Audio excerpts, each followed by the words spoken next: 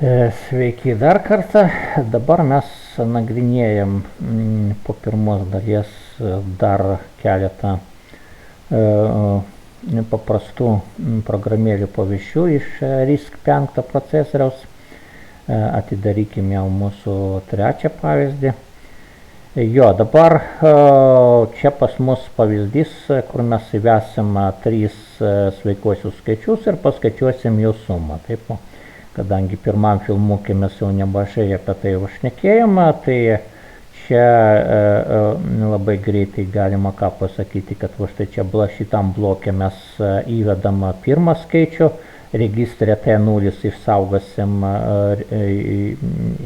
tą įvestą skaičių, taip, mes tokią kodo gabaliuką jau matėm. Čia mes registre T1 išsaugosim antrą skaičių.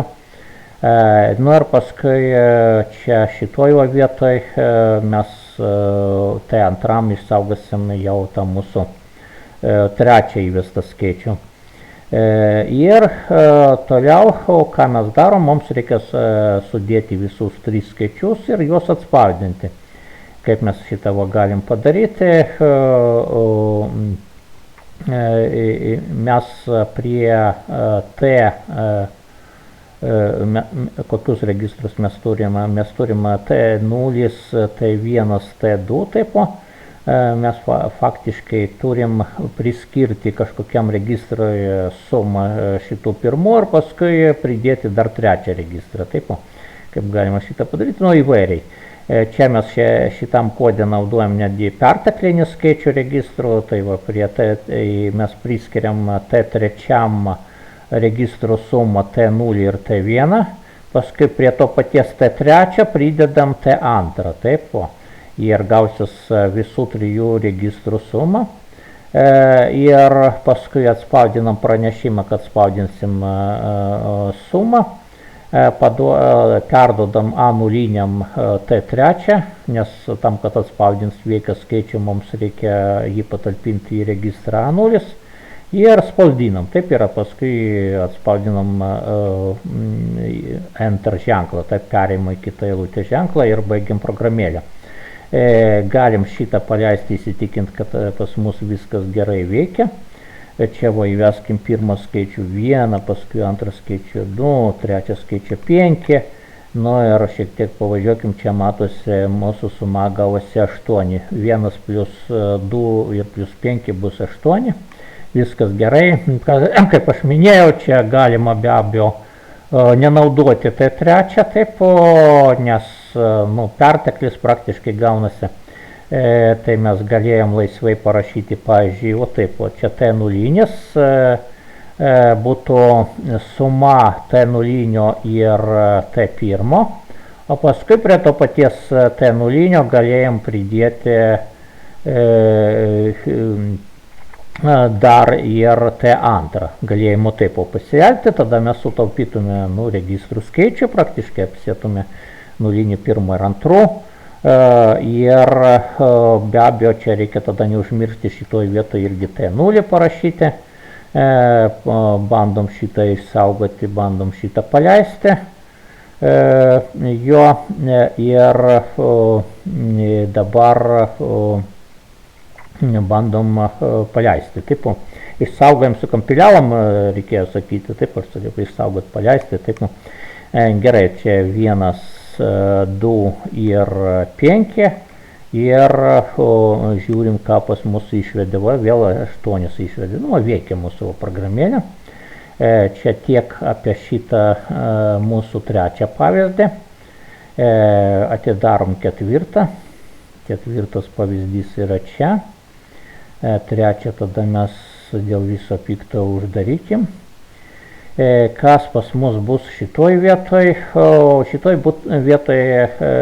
programėlė mes pademonstruosim, kaip veikia paprasčiausias ciklas. Taip, tam, kad būtų aišku, apie ką čia eina kalba. Čia labai man nepatinka, kad pas mus, tarsi kaip labai mažai erdvės, norėtųsi kažkaip padidinti erdvę šitam išvedimui. Kaip yra, taip yra, tiek jau to.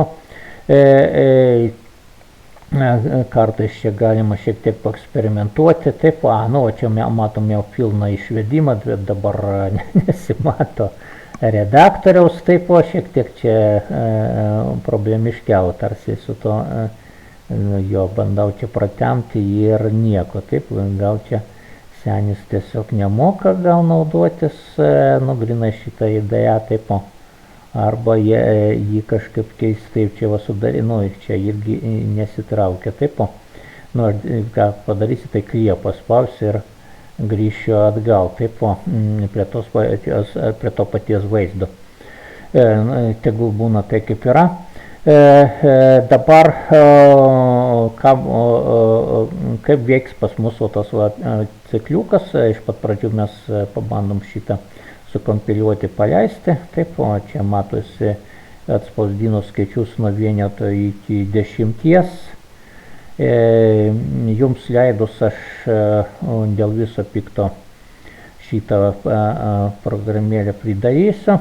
Mes jau pakankamai ją matėm ir mes padarysim dėl vaizdumo truputį kitaip šitą, taip, visai, taip, atidarysim mes mūsų 4 pavyzdį, tiesiog su paprastu teksto redaktorium, čia viskas gerai matosi. O čia aš tada komandinė eilutė paleisiu mūsų simuliatorių truputį kitaip, čia X4S, taip, ir matosi pas mus labai gražiai viskas suveikia, mūsų programėlė atspausdino stulpelį nuo 1 iki 10. Ir mes laisvai galim žiūrėti kodą, taip, ten aišku buvo kažkiek spalvų, gal gražiau, bet čia mums svarbu kol kas suprasti patį kodą. Vėlgi mes turim main funkciją, toliau registrui T0 mes priskiriam, patalpinam į registrą T0 skaičių vienetą. Ir paskui mes norėsim 10 eilučių spausdinti, 1, 2, 3, taip toliau.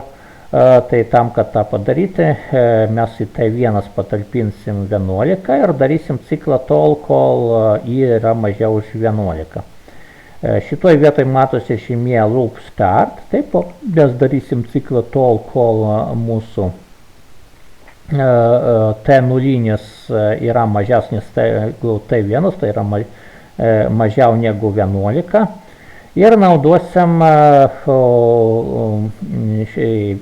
šakojimąsi instrukciją, kuris skamba šitaip, BGE T0 T1 loop end. Kaip ją reikėtų suprasti? Čia būtų branch if greater or equal T0 and T1. Taip, čia gal netaip išsireiškia, branch if T0 is greater or equal to T1. Taip, peršokti, jeigu T0 yra didesnis arba lygus T1, taip reikėtų sakyti. Čia parašyta dar ir komentaras gražiai. Tai tiesiog procesorius patikrina, koks yra T0 ir T1, palygina juos. Jeigu tikrai T0 jau tapo lygus arba didesnis negu T1, tada jis peršoka į šitą žymę, o kas yra šito žymė, pas mus čia yra pabaiga. Taip, čia paprasta, nesunku suprasti. O dabar, jeigu ne, tada mes leidžiamės į apačią, atliekam šitos veiksmus. Ką mes čia darom? Mes ją nulinį talpinam T0 ir spausdinam sveiką skaičių. Čia prisimenat, pirmoji sisteminė funkcija yra print int, sveikos skaičių spausdinimas. Čia dar atspausdinam naują eilutę, tam, kad ne į vieną eilutę viską krautų. Ir ką darom toliau, prie T0 pridedam vienetą. Čia naudojam instrukciją add immediate T0, T01. Taip, čia mūsų T0 tampa vienetų didesnis. Ką darom toliau? O toliau šokam į ciklo pradžią, kuri yra čia. Ir vėl kartuojasi toks veiksmas. Ir todėl iš esmės mes ir matom visus šitus skaičiukus. Tiek apie mūsų šitą 4 programėlę. Žiūrim dabar 5 programėlę. Taip, atidarom su Pluma. Kas yra mūsų penktoj programėliai? Mūsų penktoj programėliai, itin paprastos programinis kodas, čia tiesiog pavaizduojama, kaip galima įvesti tekstinę eilutę ir kaip galima paskui ją atspausdinti. Kaip gal ne visai paprasta, pasižiūrim, kas čia pas mus yra. Mūsų tikslas taip, paklausti, koks jūsų vardas ir paskui atspausdinti labas ir paskui, ką mes parašėm vietoj to vardo. Tam, kad šitą padaryti, mes šitoj vietoj padarom, išskiriam savo domenų segmente tam tikrą erdvę.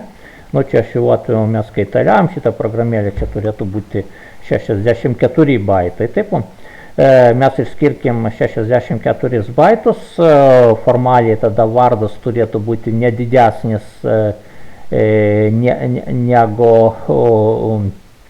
63 baitai, nes dar turėtų būti ten atitinkamai nulinis baitas galia, taip. Ir dabar, kaip čia viskas vyksta, mes atspausdinam šitą promptą, koks jūsų vardas, paskui patalpinam ją nulinį šitą, iš esmės tos erdvės arba buferio adresą, paskui koks maksimalus dydis tos mūsų eilutės, kurią mes skaitysim, 64. Ir paskui kviečiam 8 funkciją, jūs vėlgi gali žiūrovai patikrinti, kad čia taip viskas yra. Ir toliau praktiškai mes atspausdinam pranešimą šitą greeting, labas, ir toliau paduodam tą mūsų vėl buferį ir spausdinam tą tekstinę eilutę. Taip ir užbaigiam mūsų programėlę. Bandom šitą paleisti, tai čia man praktiškai reikia tokią pat programą čia 5 parašyti, o čia koks nors pavardenis vardenis, o čia sėdi taip vardenis, koks nors įveda savo vardą ir hello vardenis. Matosi, suveikia, vis dėlto mes dėl viso pikto paskaitom dokumentaciją iš mūsų šitos aplinkos, pasileido mūsų duomenys būtent tą funkciją, kurią mes naudojam. Taip, funkcija, kuri leidžia įvesti šitą mūsų eilutę. Taip, čia šitoj vietai ryškiai matosi, kad mes turim tą 8 funkciją ir žiūrim dokumentaciją apie tą 8 funkciją šiek tiek atidžiau, kur tos mūsų calls. 8 funkcija, čia taip ir parašyta, kad mes skaitysim tekstinę eilutę iš konsolės, iš klaviatūros, ir paskui čia aiškiai pasakyta, koks adresas, kad ją nulinį reikia patalpinti adresą mūsų eilutės, kurį įvedinėsime, ir čia maksimum simbolį, kurį mes galėsim čia įvedinėti. Taip, jūs galite išbandyti su žymiai mažesniu skaičium negu 64 ir ką čia reikėtų iš esmės turėti omeny, kad formaliai geroj sistemoj turi būti tam tikras patikrinimas, ar mes neviršijame tavo maksimalų ilgį tos eilutės, kurią įvedinėjom, nes priešingų atveju mes galim turėti daug tokių negerų dalykų. Taip,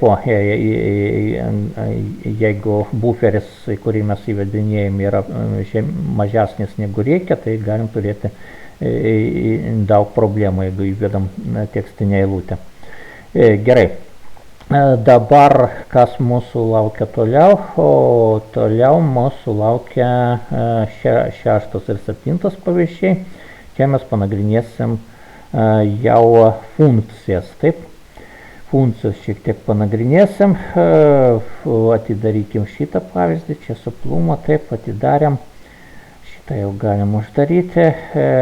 Mes čia turim labai paprastą funkciją, procedūrą, galima taip vadinti, kuri grinai, nuo akademinio tipo, taip, tam parodyti, kaip iš viso iškviesti funkciją. Tam, kad iškviesti funkciją, reikia ją aišku parašyti, tai darosi labai paprastai. Mes tam tikroje vietoje programoje rašom funkcijos vardą, čia tiesiog tai bus žymė tam tikra, kaip ir kitos žymės. Paskui čia rašom kodą tos funkcijos, bet svarbiausiai funkcijai turi būti bent viena vieta, iš kurios mes turim išeiti, per kurią turėsim grįžti į tą tašką, kur buvom iškvietę šitą funkciją. Tam, kad tą padaryti, reikia turėti instrukciją arėt, o čia yra arėt instrukcija, ir ji praktiškai leidžia grįžti ten, kur mums reikia. Dabar žiūrint į šitą mūsų programėlę, ką jie čia daro, jį pirmą atspaudins štai šitą tekstą, main program, paskui jie iškvies mūsų funkciją, kaip vyksta kvietimas. Čia yra praktiškai pseudo instrukcija JAL, kaip vyksta ta instrukcija JAL. Tai čia jump and link būtų angliškai, mes peršoksim šito adresu, bet taip pat mes įsiminsim dabartinę PC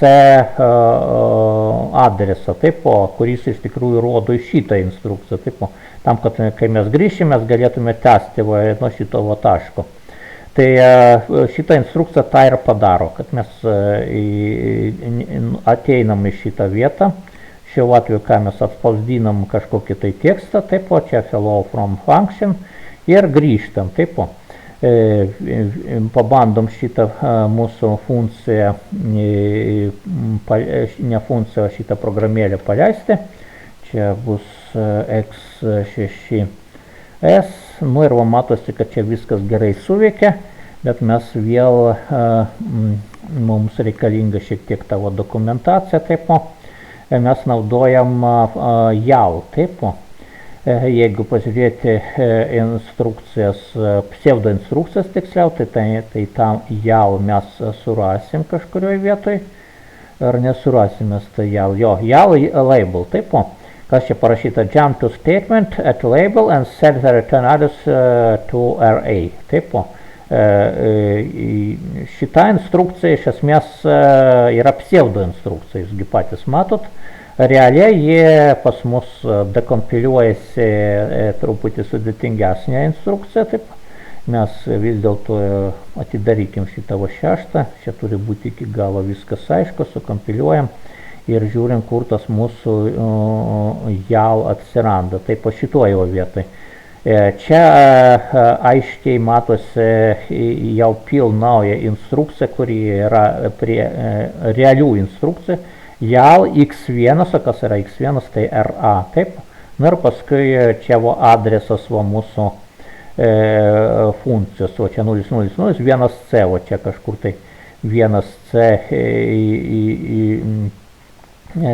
jeigu pasižiūrėti, tai turėtume surasti mūsų pačią funkciją, čia kažkur tai hello messages, 001C, buvo, o pas mus parašyta, čia ką reikėtų atkreipti dėmesį, iš esmės tas jumpas, kuris čia parašytas, jis veikia ne tiesiog pagal adresą, kuris čia jūs matot, o tiesiog pridedant kažką tai.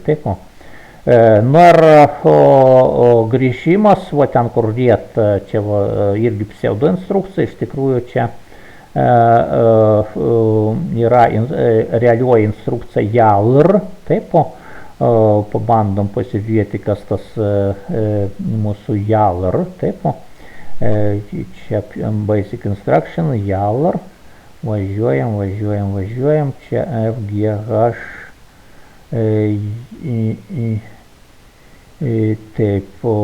čia ką pasimetėm, ABCD, EF instrukcijas, paskui po F jau tinkamas, čia va. Čia parašyta jump and link register, čia parašyta, kad T1, o čia pačioje instrukcijos aprašyme, T1 bus permestas program counteriu, taip, tai tas T1, kuris čia dabar yra, bus priskirtas program counteriai grįžties adresas ir bus peršokta į vietą, kur yra T2 plus šitas immediatas, taip, šitas skaičius, taip. O kai mes turim paprastą returną, taip, tai ten gerokai supaprastinta iš esmės forma gaunasi, bet po asambliavimo mes jau matom, kad čia iš tikrųjų immediate value yra pas mus nulis, taip, tai faktiškai gaunasi šuolis pagal išsaugotą mūsų adresą registrė, taip. Jo, gerai, tai tiek apie šitą šeštą pavyzdį, taip, o mes dar prie procedūrų sugrįšim su jumis. Na ir paskutinis mūsų pavyzdys, einam žiūrėti mūsų paskutinį pavyzdį, atidarykim, čia 7 būtų, taip. 7 mūsų pavyzdį mes ką darom, funkcija, kuri turi tam tikrus argumentus ir paskui jį gražina kažkokią reikšmę pagal mūsų argumentus. Štai čia yra šita funkcija, čia ji labai paprasta, jie registruose A0, A1 gauna tam tikrus skaičius, paskui sudeda juos ir patalpina į A0 ir grįžta. Nu, labai paprasta, čia praktiškai dviejų skaičių sumos funkcija. Taip, ką mes čia darom šitoje vietoje, mes kraunam šitoje vietoje A0, A1 ir A2, A2 30, taip, ir paskui mes bandysim kažkur tai kviesti mūsų šitą funkciją, tai čia jau kažkur turėsim naudoti. O čia iškvietama mūsų funkcija ir ką darom toliau mes atspausdinam atitinkamai reikšmę, tos sumos. Pabandom šitą paleisti. Čia mes šiek tiek irgi šitą programėlę kaitaliavom, taip.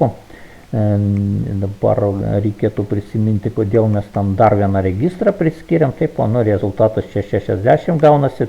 60, todėl kad mes visus 3 sudėdinėjam, taip, čia mes 10 plus 20 plus 30 sudėjom, kodėl taip viskas įvyko, todėl kad mes greičiausiai turėjom, ką čia add tool buvom padarę, taip, bet jeigu čia pasižiūrėsim šitoj vietai, tai ryškiai matom, kad mūsų programėlė, mūsų funkcija šiek tiek sudėtingesnė, taip, ji iš tikrųjų netaip veikia, kaip čia buvo tarsi pas mus, ką tik tai aš pasakojau, taip, norėjau apgauti vieną žodžiu jūs, šiek tiek, kodėl taip įvyko, todėl kad mes su studentais su viena grupė jau šiek tiek kaitaliuavom šitą kodą ir dabar tai aiškiai matosi, mes prie A0 pridėjom A1, paskui prie A0 dar A2 pridėjom. Tai iš tikrųjų mūsų funkcija gauna 3 netgi skaičius, o čia netgi buvom parašę komentarą, taip, pirminė versija buvo 2 skaičiai, dabar 3 padarėm ir mes gražinam rezultatą tų 3 skaičių, taip, beveik apgavaujus, taip. Čia kodėl taip įvyko, todėl kad reikia visą laiką, jeigu darai pakeitimus, reikėtų matomoje vietoje parašyti, kad buvo pakeitimai. Nieko tokio, žiūrovai gal nuo to per daug nesupyks, tuo, kad netgi gerai padaryti vieną kitą klaidelę, aiškinime tada žiūrovas, kuris bando tą patį atlikti, visą laiką galės užduoti savo klausimus, ir paskui pasakyti, čia autorius šiek tiek suklydo ir čia turi būti taip ir tokiu būdu daugiau pramokti. Gerai, tiek iš šito filmuko, kągi kituose filmukuose mes jau žiūrėsim gerokai sudėtingesnį kodą ir išmoksim rašyti gerokai sudėtingesnės funkcijas. Na, kol kas ačiū uždėmesi.